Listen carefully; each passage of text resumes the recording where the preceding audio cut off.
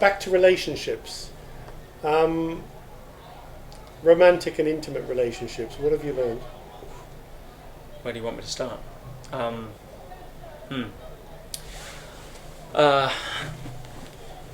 If you ever want to see an area that causes more stress as well as more joy, it's probably in the area of romantic relationships, intimate relationships.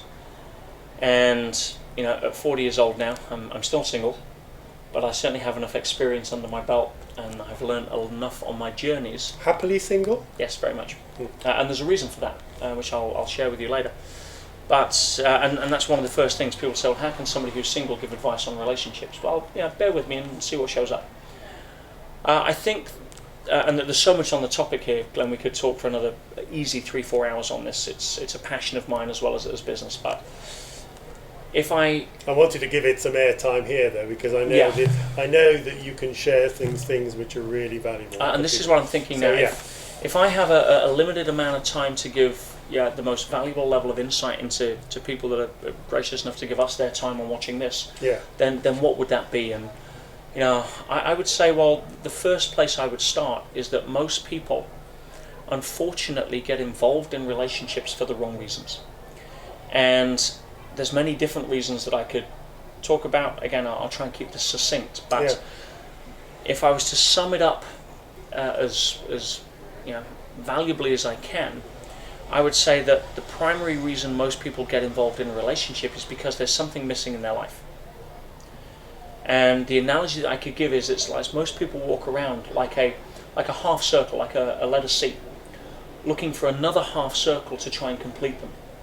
And whether it's the classic sort of Tom Cruise line, or whether it's somebody that is feeling lonely, whether it's somebody that can't cope on their own, whether it's somebody that hasn't got an identity that supports being alone or single, many different reasons. And the first thing I will say in terms of wanting a successful relationship is that you cannot have a foundation for a successful relationship unless first of all you have a complete relationship with yourself. And what I mean by that is, rather than walking around this half circle looking for another half circle to complete you, which by itself breeds codependency, by itself, by definition, breeds fear of loss. Unfortunately, it has a time limit. Now, it may feel wonderful initially because you have something that was missing, and there's always something great you can feel with that. And this is the woman of my life, and I'm going to get married because they light me up so much. But if it was brought together based upon this level of interaction to begin with, and we're oversimplifying, of course, but for purposes of metaphor, people I think understand where we're coming from here. Right. Yeah. If you can concentrate on becoming whole with yourself first, then you can find somebody else who's whole and celebrate being together. That's a different relationship. This is the third stage relationship that David Dada talks about, right? There's a lot more, I think, into a level of Okay, sorry, David, I interrupted you. Carry on. Yeah. Where data comes in is a level of initial historic relationship, which is dependent, right? Which means that I need you because you're my wife, and I need you to look after the kids, and you need me because I earn the money. Very 1950s based model. Right. And again, I could talk for an hour on each of these, but just to lay the framework as a label. Okay. The level 2 relationship has far more to do with independency, which is where women coming out of that sort of 50s model into the 70s, for example, classic case. I don't need a man. Most women over the age of 30 or 40 today grew up with parents, specifically mothers, that taught them never to rely on a man, because they came from a suppressed level of relationship which had no basis in unconditional love. It had its basis in codependency. Right. Yeah. So if you take a level of independency, women tend to go through, or went through a pendulum swing of independence to protect themselves from being hurt. Because I don't need a man. What do I need a man for? Right? We've now, we can now vote. We now have our own bank accounts. So, you had sexual liberation for the first time in the 60s when the pill came about. Right. Right. You had economic independence going through the 70s, where women's rights demanded equal pay, and about time. So you had this whole, like, women got shorter hair, they started wearing suits, they became, they started growing balls. And the men, by contrast, again, sometimes looking at the example of their fathers being this macho jerk that was having an affair with his secretary because there was no love with his wife. Yeah. She was getting love from relationship with the kids, because there was no level of unconditional love that was there. It was all dependent. The guys said, I don't want to be that guy. And they started getting more in touch with their feminine. They started growing their hair, wearing earrings, and you ever see any movies in the 70s, it's classic. Or they started becoming more in touch with their feelings. I'll change the diaper on the baby, sweetheart. Learning how to cook. All that kind of traditional female role, the men embraced to prove that they were the new age man. The women, stepping straight out of the stereotype bedroom kitchen role, into their pinstripe into their suits. power, into their pinstripe suits, and going out and being on their own. And that worked for a while. That because any pendulum swing usually has its own. It's like two people coming here for a while. It's like, oh wow, something's missing. It's there. But then after a while, you start to understand the women are walking around thinking, well, actually, where are all the real men? Where's the guy that can sweep me off my feet, scoop me up in his arms, grab me at the back of the head, look in my eyes, and take me to a place I could never take myself? But that involves for a woman a level of surrender that she could never bring herself to do with a guy who's weak.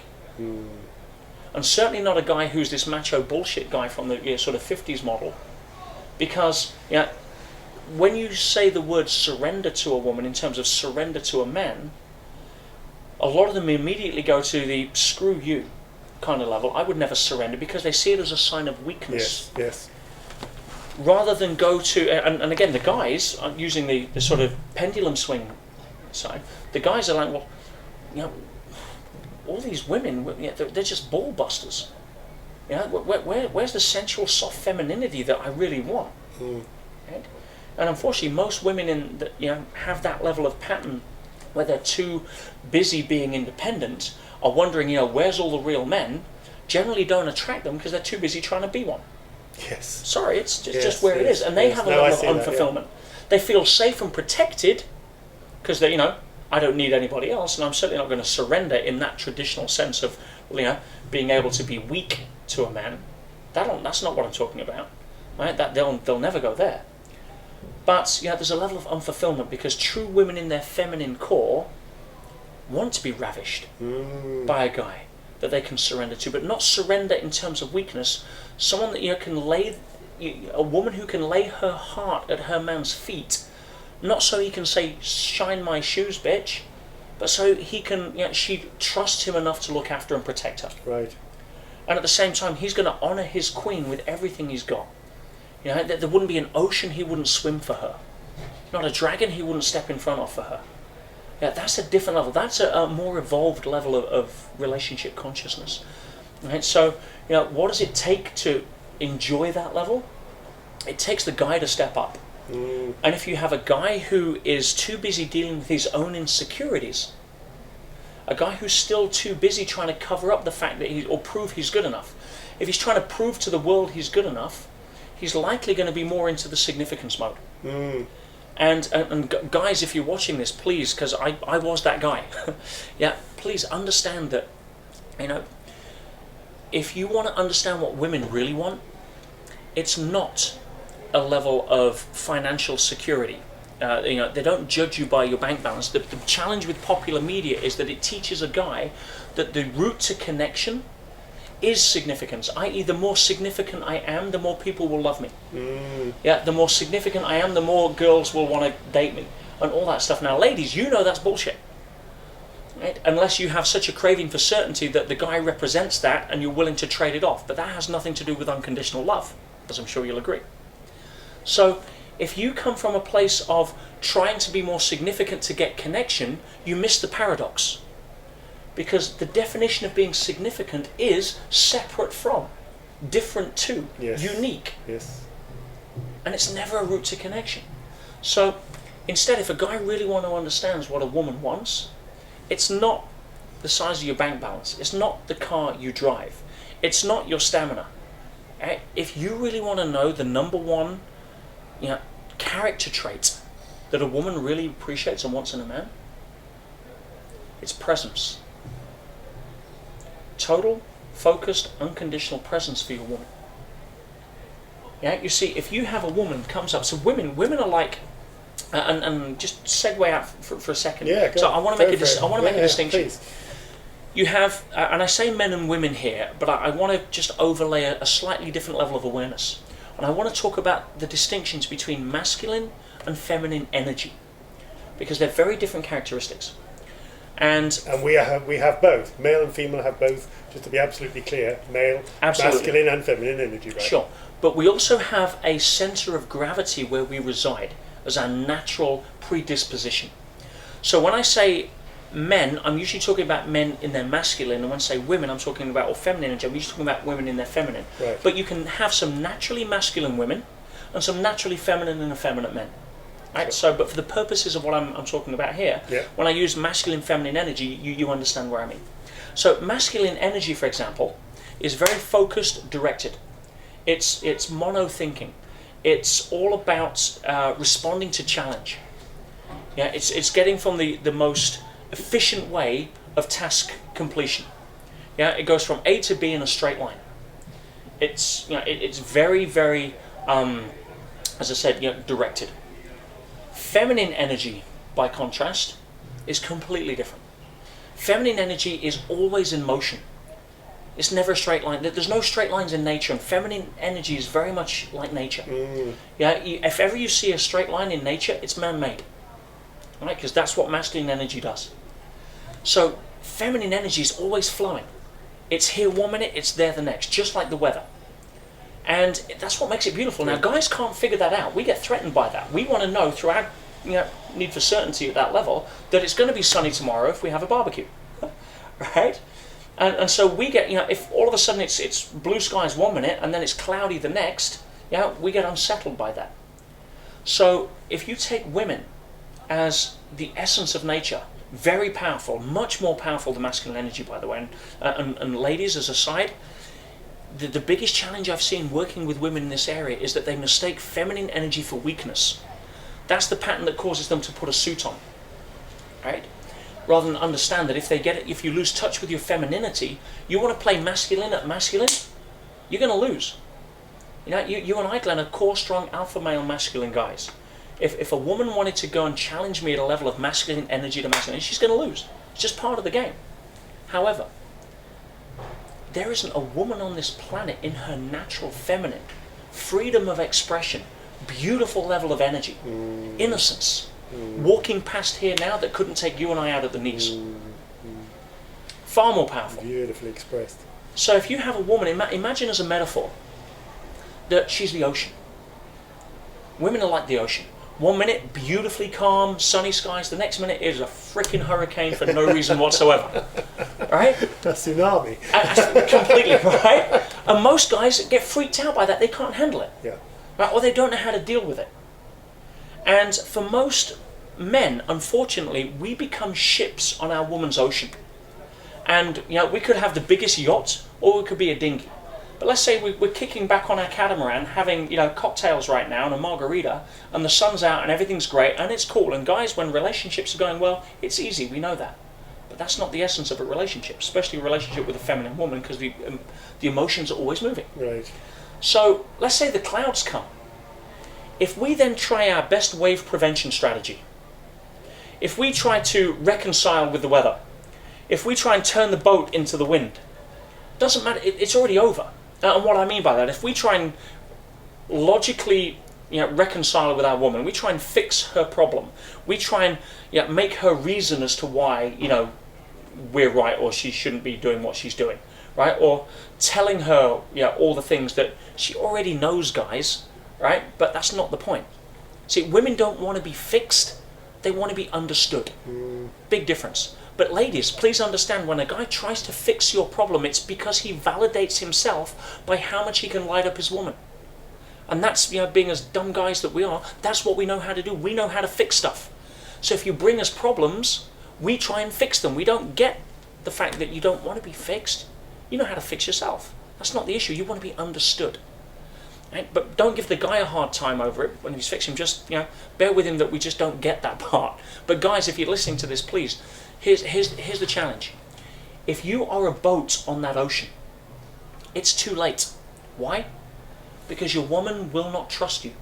No matter how good-hearted you are, no matter how much you provide for her, no matter how much you're there, she won't trust you if you can be capsized on her ocean. If you're like, stuff this, I'm going down to the bar with my mates because you're in the mood, right? She can't trust that. If you're like, oh honey, it's okay, you do what you want to do, or where do you want to go tonight, sweetheart? Well, I don't know, where do you want to go? Well, wherever you want to go. She's like, well, make a freaking decision. Right? There's a level of masculinity that's required at that point. But if you're a boat, you're already done. Why? Because when I said, a woman will only lay her heart at the feet of a man who she trusts. And there isn't a boat on this ocean that cannot be capsized by the power of nature. Ask the Titanic. So instead of being a boat, what if you're a lighthouse? What if you're a harbour?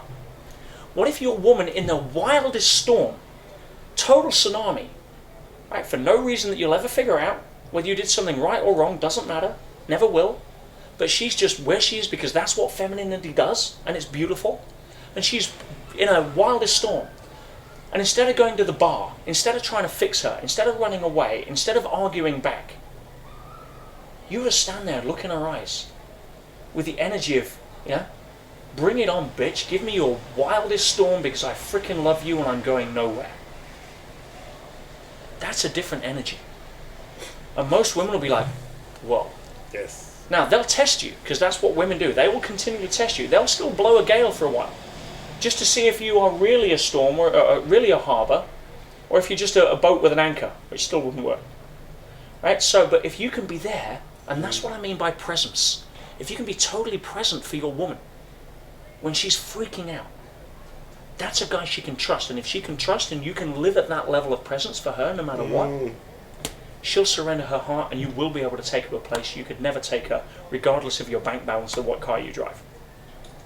I have to say, I think that's one of the most incredibly powerful and moving soliloquies, if I can put it that way, on relationships that I've heard, Peter. I'm not saying that, to flatter you or anything. I thought that was fantastic. I mean, and really so powerful. Beautifully expressed. Beautifully expressed. I could talk a lot more, and most of what I've learned has come from making mistakes. I've lost some amazing women in my life through being the idiot who was, trying to his wave prevention strategies. This doesn't come from a place that's inauthentic, and that's probably why I'm so passionate on wanting to help guys understand women and vice versa. Sure. But and please tell us though, what is presence for you, and how do you maintain that presence? Comes back to what we were saying earlier about understanding tolerance of people's points of view and different models of the world. If I can come from compassion for my woman, guys, in your best day of love for your child, you will never know the depth a woman has for her child. Why? Because her base is bigger. Women are just different. We came through women. We will never understand the level of energy and the level of focus and multitasking awareness and vibrational sensitivity that women have. Just accept that. And it's, as I say, it's part of what makes them beautiful. Irrespective of whether they're breathing fire one minute or caressing you the next. Yes. So if you can maintain a level of awareness that it's not about you, don't feel threatened, because if it triggers your fear, then you're going to react. And that's something you need to deal with, because because effectively they're mirroring that back to you, aren't they? If you can come to the relationship a little more whole, rather than I need somebody, because if you feel alone, you're going to attract somebody else who feels alone, and guess what? Now there's two of you alone. right? And you could be in the middle of Wembley Stadium, 25, 50,000 people, Glenn, and still feel alone. I mean, do you get it? Oh, totally. It's totally. not proximity. No. It's an inner sense of fulfillment as to whether you can deal with your own stuff. And if you haven't got that dealt with, no amount of connection is going to have a foundation for long-term success. Beautiful. You mentioned why I was single. And well, I didn't say that. I said, are you happily single? Am I happily single? Yeah. And I said I'd cover that point. And again, it's about walking your talk and being integrative to your values. Right. As you know, I recently lost my mum, who was probably my last living relative. I have no brothers, no sisters, no grandparents. My father died 4 years ago. I have no sort of aunts, uncles, cousins, or that I stay in touch with on any kind of regular basis. They're quite distant. And so for me, the strongest force in the human personality is the need to remain consistent with how you define yourself. It's a fundamental psychological principle. In other words, your identity. Yes. Why do vegetarians not eat meat? Is it because they have different teeth? Well, no. Their identity is, I am a vegetarian. Why do runners run? Right? Why do they get angsty if they don't run for 2 weeks? They have the same legs. It's because my identity is, I am a runner, therefore I run. Mm-hmm. You understand my point? Sure. So, if your identity is one of the strong, if not the strongest part of who you are in terms of governing your behaviour unconsciously. You wouldn't murder somebody tomorrow because your identity is, I'm not a murderer. In all fairness, a murderer wouldn't think twice if that's their identity. Yes. So, it's an extreme example, but you get my point. Sure. So, for me, I went through an identity shift when my mother passed away, that I was actually on my own for the first time in my life, in terms of no family. And I needed to get settled with that, because it was so tempting for me to walk out and crave missing connection, that I would have been like that. And I, from a level of integrity, I know this game. If I teach it, I have to walk my talk. Sure. And one of the hardest things was I recently broke up before my mum passed away with my fiance at the time, Eileen, for what have you reasons. And I learned a lot from that experience as well. And when my mother was on her deathbed, she died of cancer, as I think you recall. Sure. She was very happy because her son was getting married, the apple of her eye and everything else. Mm. And I had to make a decision as to whether I go and tell her that I'm splitting up with my fiance, or which you'd already decided to do. Yeah. I knew that. Was it a done? I knew the decision in my mind had to be done, because as I said earlier, a guy lives for lighting up his woman, and all I can be responsible for is my behaviour. And if I'm being an idiot, somebody hold up a mirror, I'm happy to look. What I can't be responsible for is somebody else's insecurities.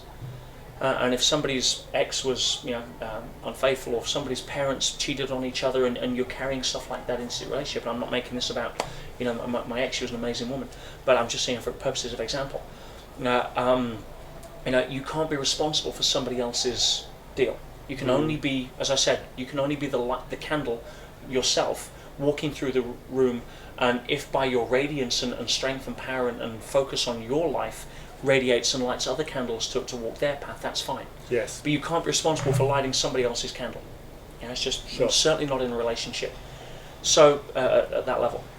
So for me, I had to make a very agonizing decision. Do I go and tell my mum in a time where she doesn't need bad news that I'm going to fall out, or do I just let maybe the next 3-4 weeks, which is our last 3-4 weeks, go, and then but I can't be out of integrity. I can't be inauthentic. So I had to go and tell her. It was one of the hardest decisions. And I turned around to my mum and I says, "Hey mum, I'm splitting up with my ex." And she looks me in the eye. She said, "I knew she wasn't the one." But mothers always know.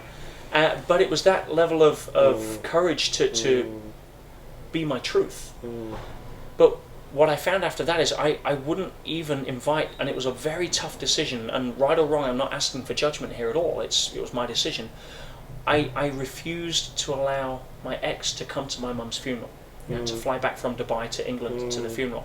And that was a hard decision. I mean, I still care about my ex, obviously. It wasn't me being mean, it was me understanding at a deeper level that if she was to be in proximity at that point, at a time in my life where I felt the most loss, I would reconnect in a heartbeat for the wrong reasons.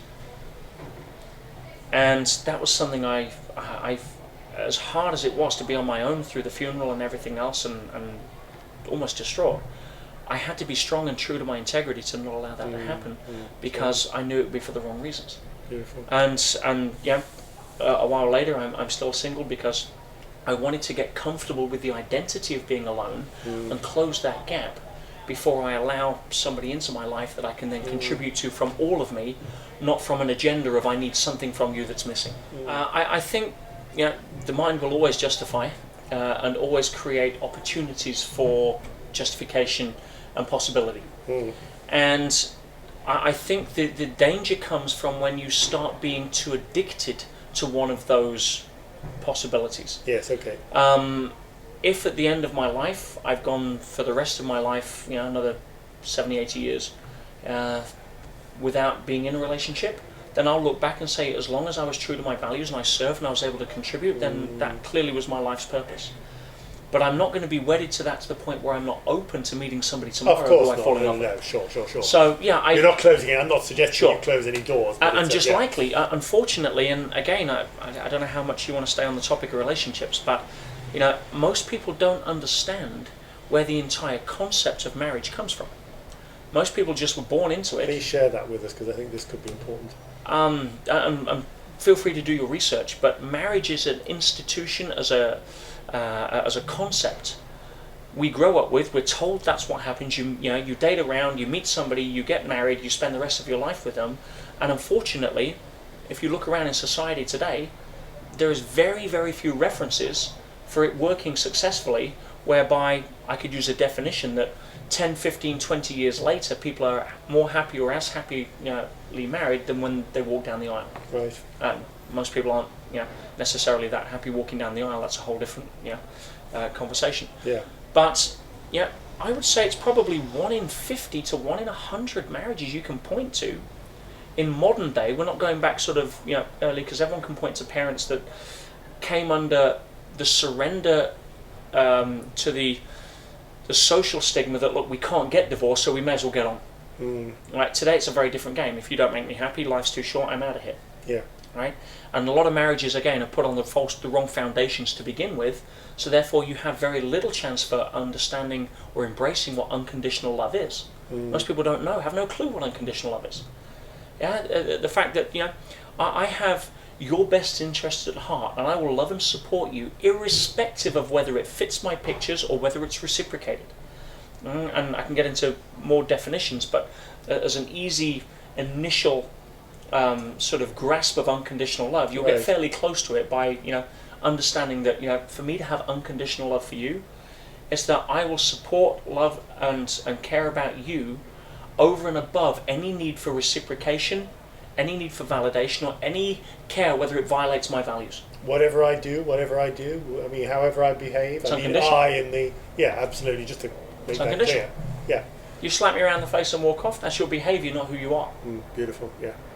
Right, that's that's a huge difference, and maybe that's where in relationships, in marriages, people miss that distinction between the behaviour and the person. A lot of the time, because again, we're still covering up our own, dealing with our own insecurities.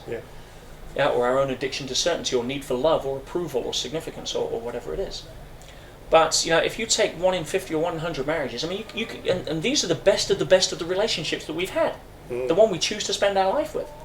That's like taking a revolver, with 50 chambers, putting 49 bullets in it, and spinning the thing and taking a shot. I mean, it's that level of Russian roulette. And in all fairness, I wouldn't cross the road with those odds, and neither would you. Let alone get married. So we need to understand a lot of the principles behind successful marriage, or where marriage comes from to start with. And unfortunately, marriage itself was not created, the concept of marriage was not created to have any level of connection with unconditional love.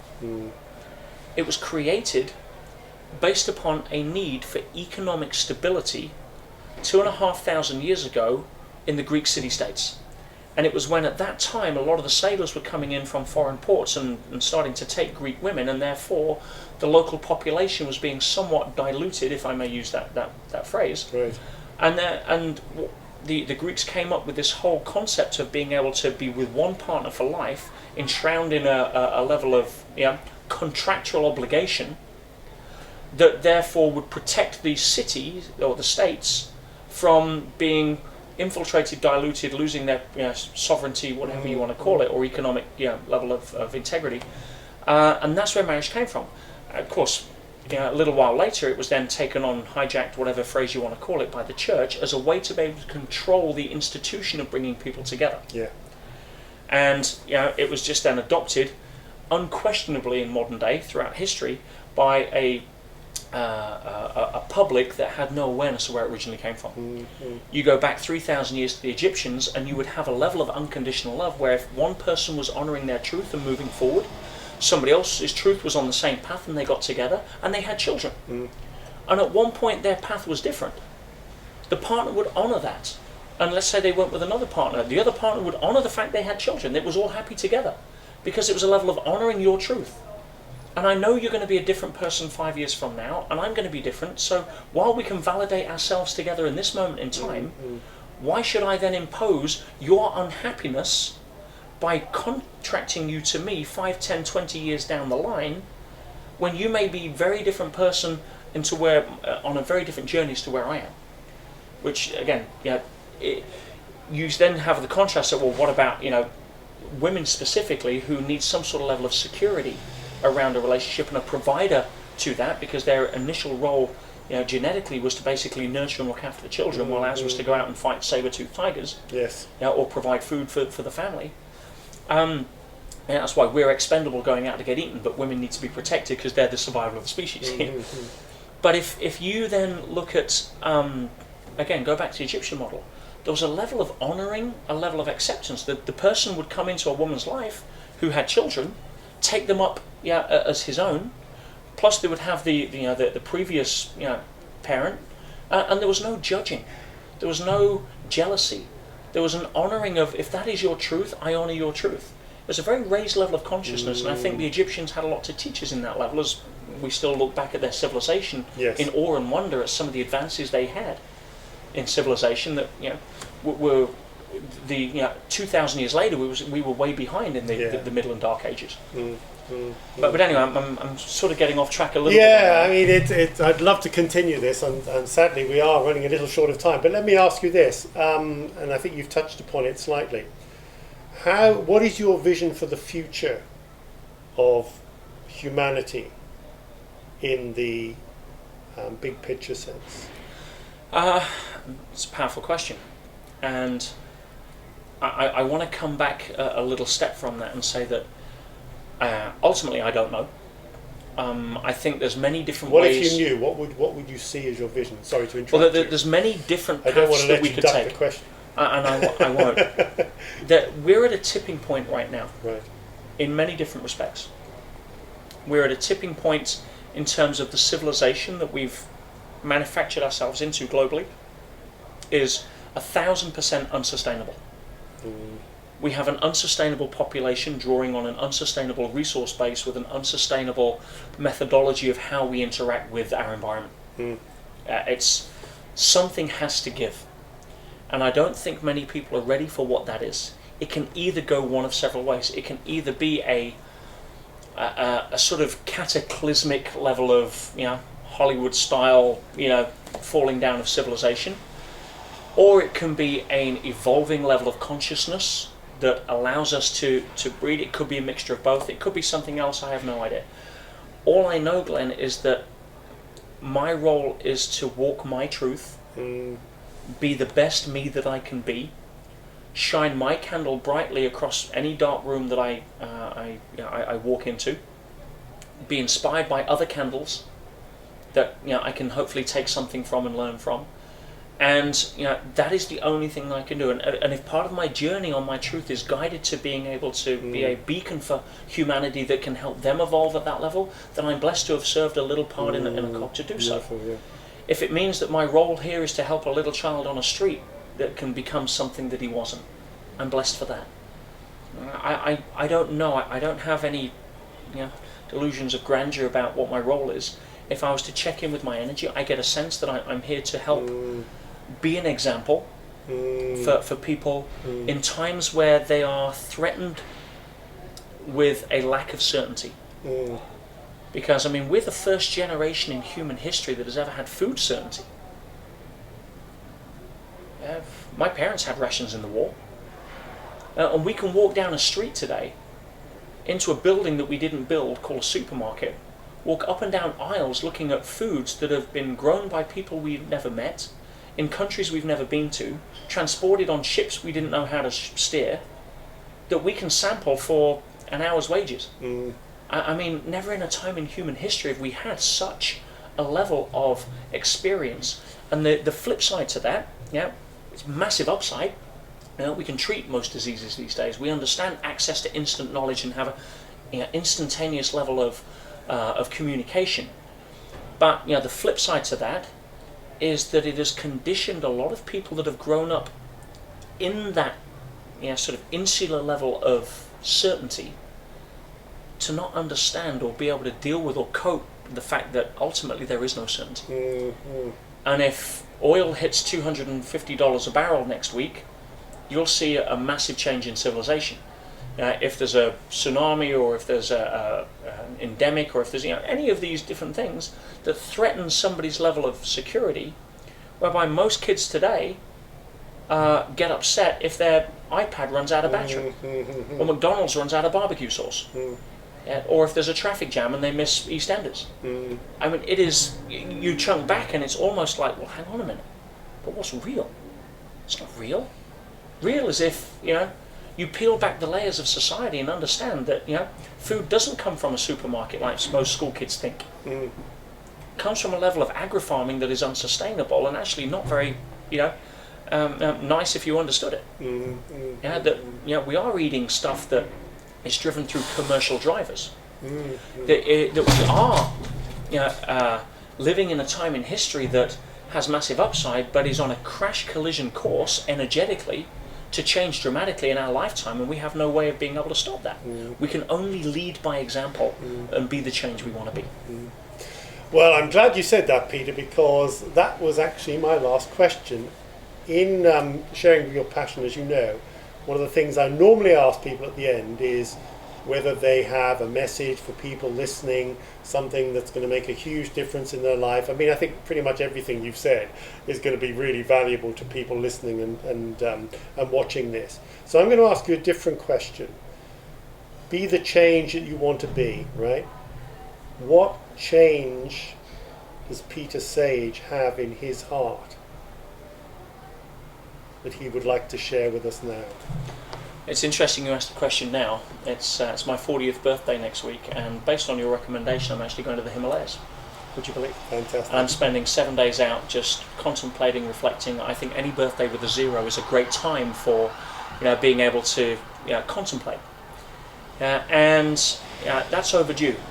And it's not a question I think I can answer with total integrity here and now, which is why I'm taking a week out to basically tune in.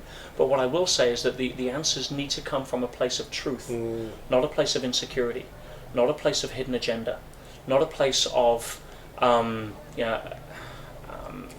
on oil companies. Yeah, but what's true for you, and an appreciation the fact that what's true for you is almost certainly not going to be true for somebody else. And if you can have tolerance and understanding around that, and not need to beat yourself up or change your direction so that it aligns with somebody just so you feel validation and therefore less insecurity around being true to yourself, and take a stand for what you believe in,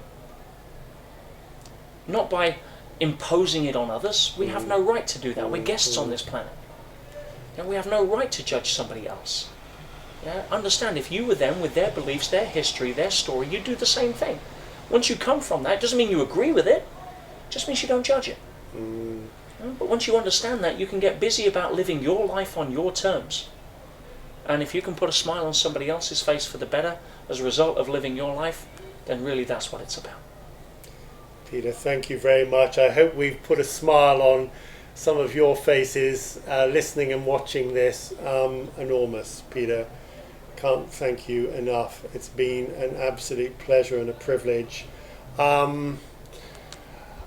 I'm almost lost for words. What can I say? I mean, this has been a very moving time for me. We've gone almost 2 hours, which is way over my normal thing on sharing your passion.